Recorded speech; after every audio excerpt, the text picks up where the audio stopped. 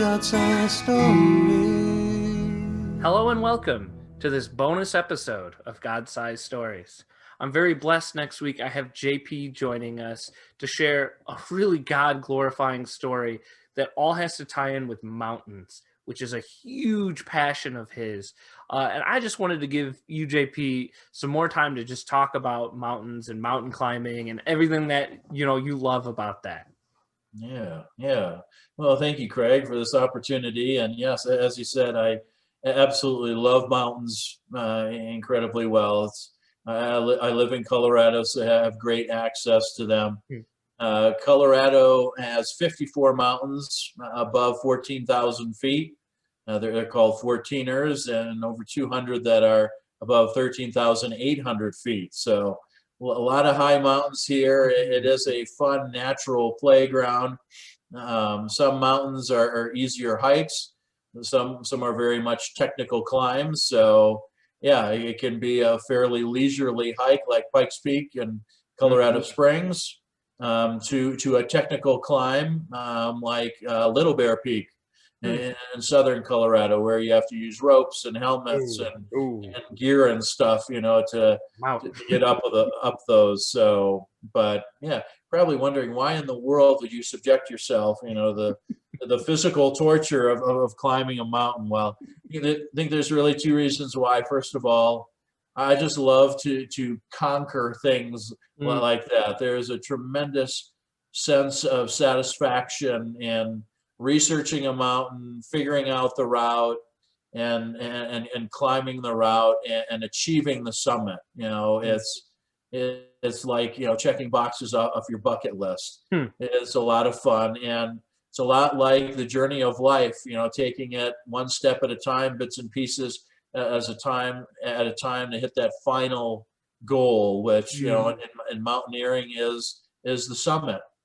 And the views along the way are incredible. The obstacles are amazing to conquer. If you guys have ever seen any of Bear Grylls shows, just it's an incredible adventure. And then second reason is the summit. The views from the summit are just absolutely incredible.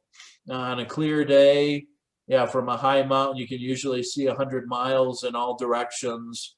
And it is incredible to see rows and rows of mountains, whether you're in the Appalachians or in the Rockies or the Andes in South America, whatever. Mountains are absolutely beautiful.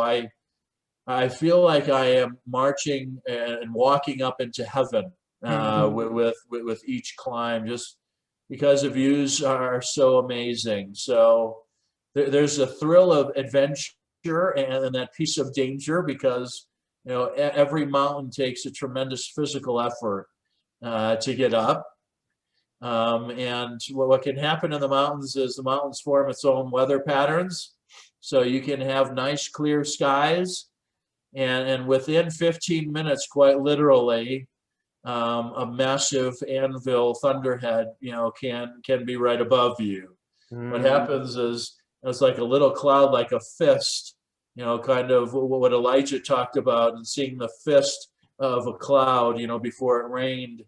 And that happens in Colorado, where a little fist type of a cloud turns into a massive thunderhead within 15 minutes. So there have been times where I've been caught in snowstorms, where I've been caught in thunderstorms. Yes, I have had to, when I've been above the trees, I've had to grab my ankles and stick my butt in the air.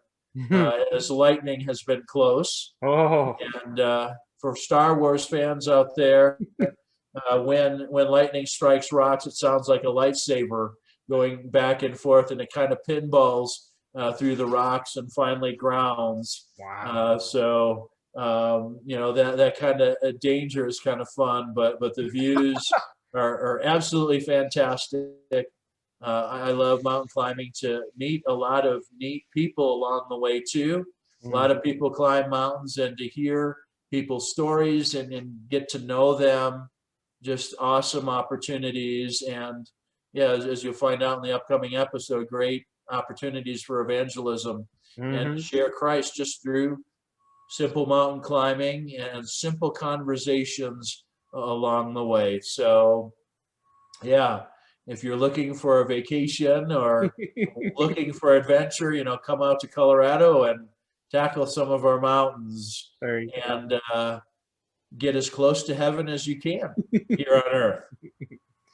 So what you didn't share though is you just recently got a job with the travel agency of Colorado. Exactly. Put you in charge of marketing. I'm your poster child. Yeah. Awesome. Well, JP, thank you so much for sharing this time with me today and the audience. The story that the audience has to look forward to is such a God-glorifying, joyful story that put such a big smile on my face. And audience, I know it will for you as well. And audience, as always, thank you so much for listening. I couldn't do this without you.